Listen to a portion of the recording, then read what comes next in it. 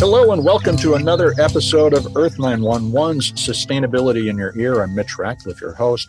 Welcome to Earth911's next innovator interview. We have a really fascinating conversation with Alysia Helming, who is the founder of EarthFund Global, which is a new nonprofit that is working to bring together stakeholders and communities around the world to address climate change. Alysia, how are you today? Welcome to the show.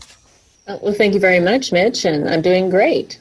Well, first, tell us what EarthFund Global's mission is. You guys are relatively new, and I know that you're in Greece about to launch your first project.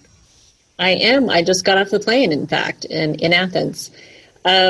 So we are fairly new, but we've partnered with Global Green USA, which is has been around many, many years and has a great reputation, as well as Green Cross International. So Global Green USA is their branch in the U.S.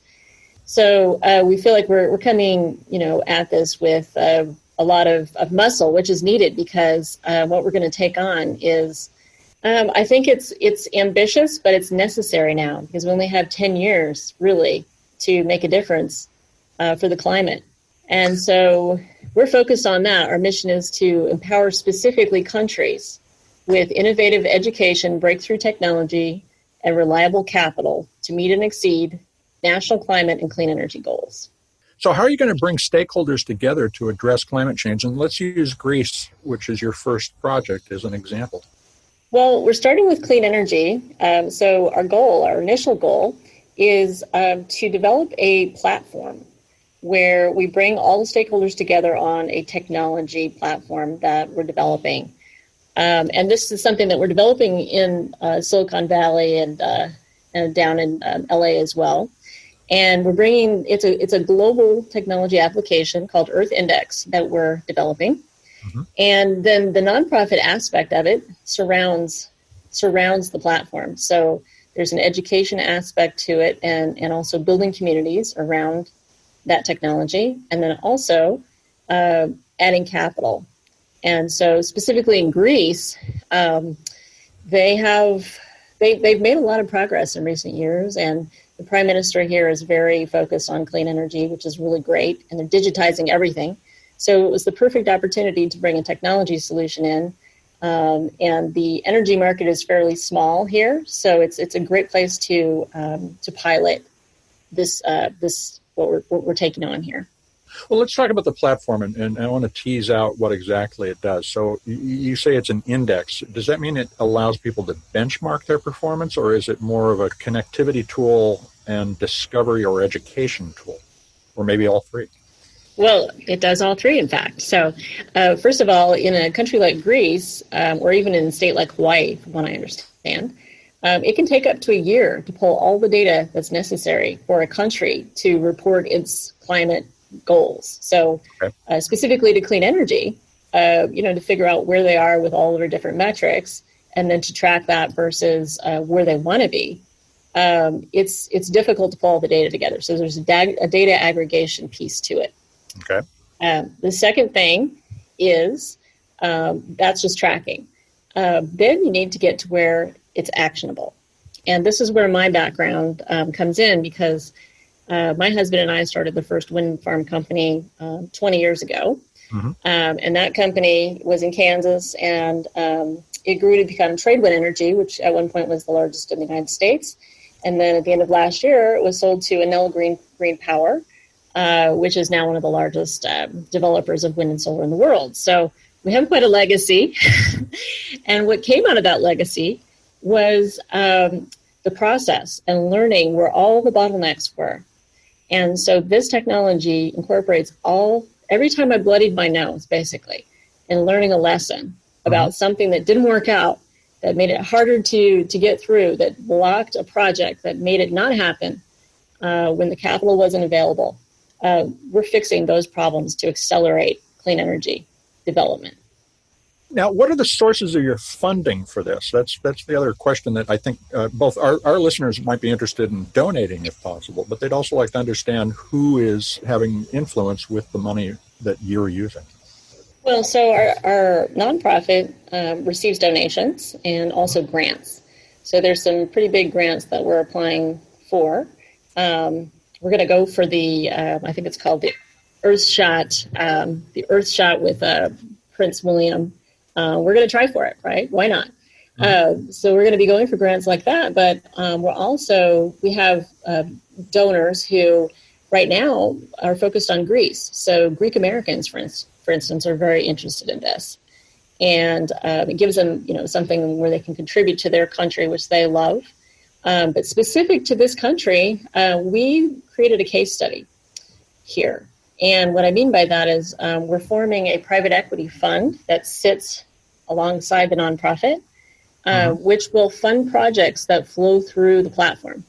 So we'll be bringing in funding sources from all the big investors through our platform, but also sometimes there's hard to get funding that you need. You need it earlier as a developer. And so that harder to get funding needs a special nonprofit angle to it. And so that's what our private equity fund is that we're building. That's called EarthFund.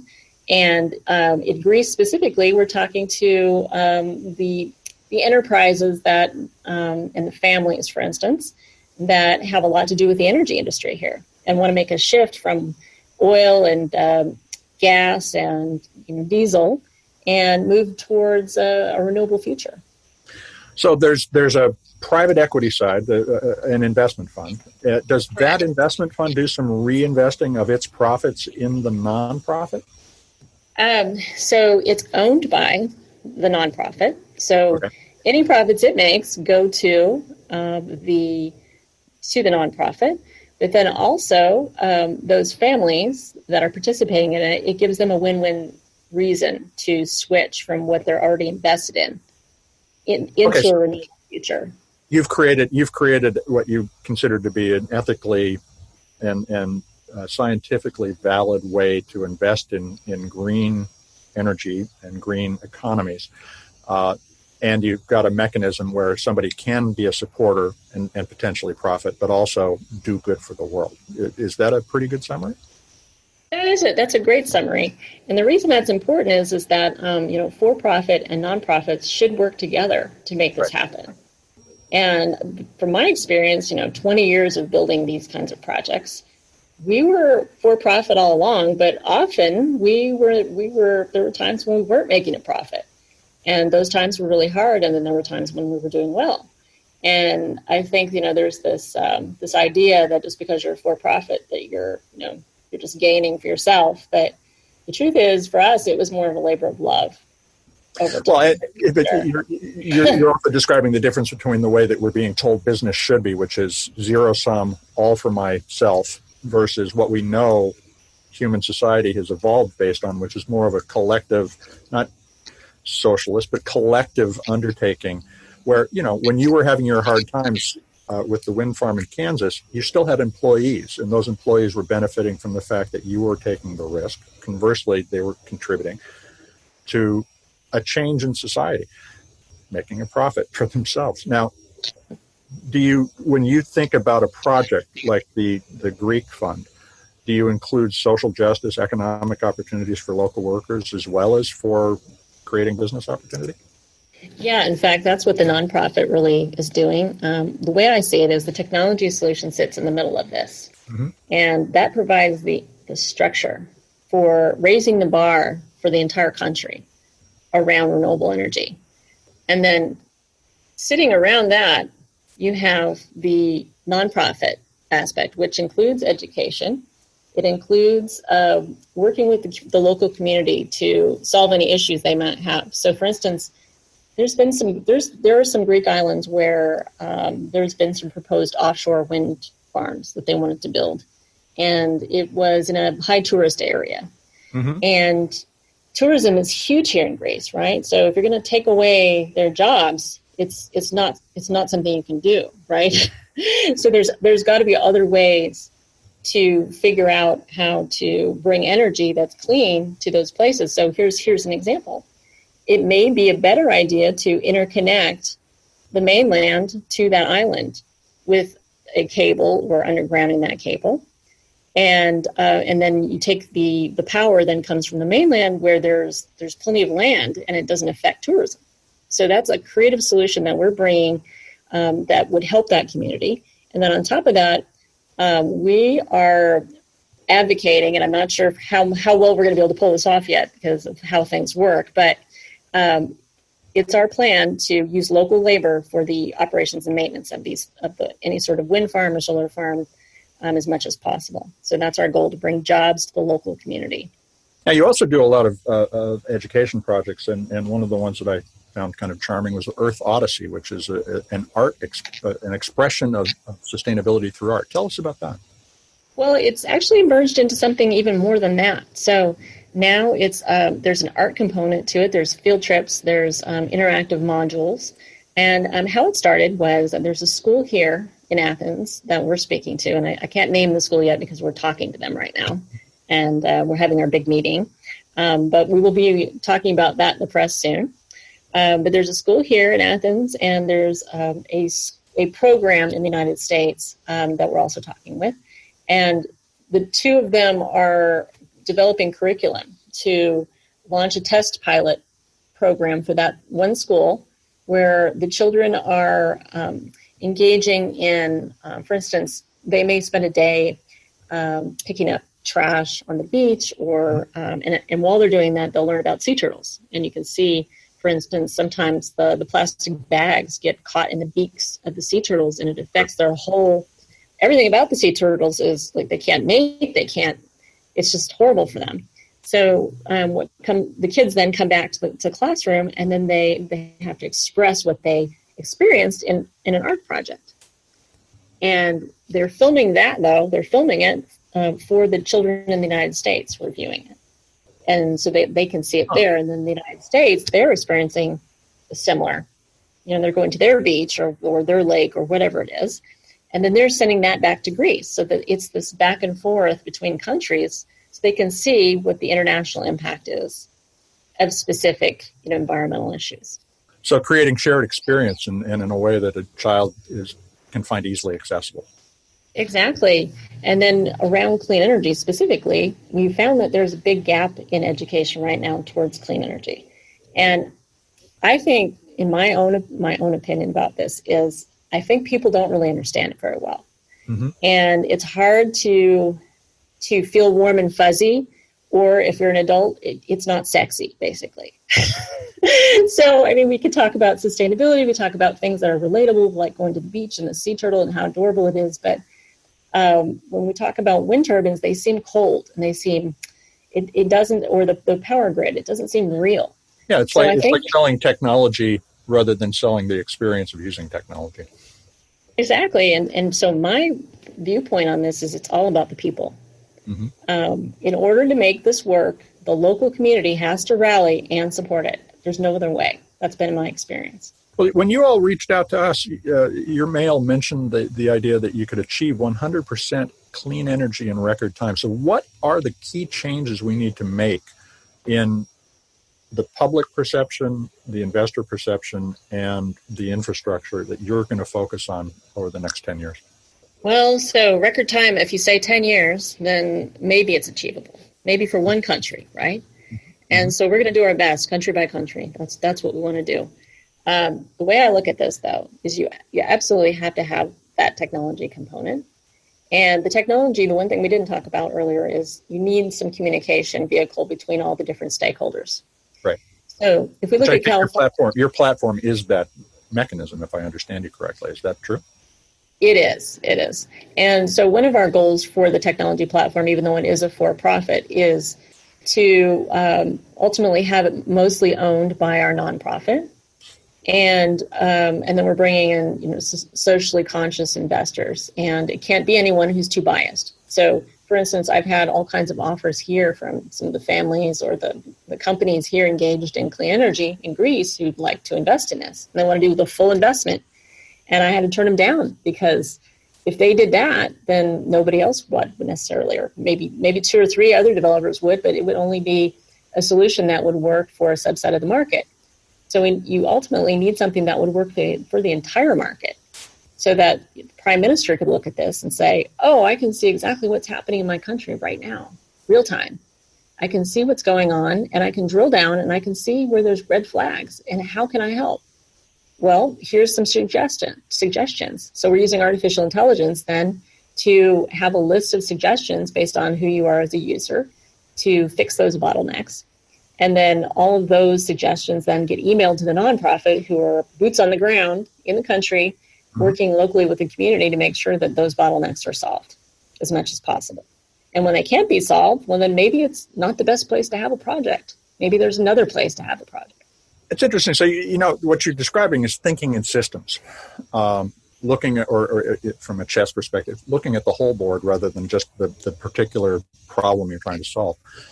Is this, do you think, a characteristic that female entrepreneurs are bringing to the market now? I mean, you've got 20 years of renewable energy entrepreneurial experience, which is pretty extraordinary in and of itself, but you also are describing thinking about all the pieces rather than just focusing on one to the exclusion of the others. Do you think that's one of the opportunities that we have as a society, empowering women really completely for the first time, to disrupt the way things have been? And does that give us an opportunity to reinvent the world in a way that we don't consider when we look at it in the framework of traditional capitalism, as we were talking a little about earlier in the conversation? Yeah, I think that we're definitely seeing women helping women. And our organization, for instance, when COVID hit, there were a group of us women who were clean energy entrepreneurs and pioneers, et cetera, who started talking. And we realized, okay, we're all at home now. We were working from home, and we needed hope. And we needed to create our own hope. And that's how this started. So we gathered more and more and more women. We had, we probably had like 20 women. Originally, a year ago, I started Earth Index and it was called Synergos back then. It had a different name. I started it with a Greek entrepreneur here. His name is Vasilis Rallis. He's my co-founder. And Vasilis and I had, it was really, really hard for investors and entire, country level government, different levels of stakeholders to want to spend the time and the effort to try to coordinate all the players that you'd need to, all the different participants, to make something like this happen, because it's just such a colossal undertaking. And they were like, whoa, that's just like, it's too big, right? Well, so what happened was COVID hit, and then we had fires in California, for instance, and in Australia and down in the Amazon, and we can see all the effects of climate change now. Yeah, they're beautiful. Right, exactly. And so suddenly, pretty much everyone I talked to originally said no, now is like, are you still doing that? Because how can we get involved? What can we do to help? and so to me, it's music to my ears, because I knew I was onto something a year ago, but I just didn't know if society was evolved enough in a way, because everyone needs to come together. It's almost like when there's a major thing going on in the world, suddenly people rally and they come together and they go, okay, we're going to do whatever it takes. And that's really what you have to do in order to make something like this work. So are you hopeful? I mean, you just hit on one of the key human conditions, which is that we're always late to the game, but we generally do play pretty well when we take it seriously. Do you have hope? Oh, my goodness. I definitely have hope. I'm not sure that 10 years is going to be fast enough from what I'm hearing. I'm trying not to be skeptical, but it seems like we're hearing about permafrost melting and methane and being released into the air, and that making the effects of climate change even worse. So I think that what we're talking about now is also humans evolving toward a more resilient society. So if you look at what we're trying to implement there as well, our system is set up so that most people can use the system from home. And our companies, all of our companies are remotely operated, meaning everyone works from home. And we have a network around the world, and we are very digital and very resilient. We're focused on that. So no matter what happens in the future, we're going to be here and we're going to be working and hopeful. Oh, you just described the design principles on which the internet was built too, something that would survive all sorts of disruption. So it's interesting that that's once again reflected in the structure of the organizations that we're inventing to solve these complex problems. So Let me just finish up with this question. How can our listeners get involved? What can they do to support projects or to propose a community project to you? Well, we're looking for states and for countries to take, after Greece, we're looking at California next, and we've also talked to some people in Hawaii as well as New Zealand and some other countries in Africa, such as Kenya. And when I say we've been talking to people, we're talking to nonprofits that operate there. Right. So we're really looking for nonprofit partners that already have a foothold in that country and could reach the government and get some participation that way so that it's easier for us to enter the market. And so we would partner together, and any leads to that would be great. And then also in terms of if you're in the country that we're operating in, there'll be all kinds of volunteer opportunities. And if you're in the United States and if you're interested in volunteering in any way with what we're doing, send us an email. Definitely let us know. Where should they send that email? We have earthfund-global.org. Great. Well, so Alysia, thank you very much for joining us today. Folks, check out earthfundglobal.org. That's all one word, .org, Earthfund Global, and learn about what EarthFund is doing. It's a fascinating undertaking and clearly early in its life, but something that we can all start to build together. Alysia, any final thoughts you'd like to share with folks before they sign off and start their week? No, I'm very thankful for the interview today, and I'm grateful for what you're doing as well. Getting the word out about sustainability. It's really important. Thank you. Alysia Helming is the founder of EarthFund Global. Check it out at earthfundglobal.org. This is Earth911 Sustainability in Your Ear, and we'll be back with another interview soon. I'm Mitch Ratcliffe, your host. Everybody out there, take care, be well, be sustainable.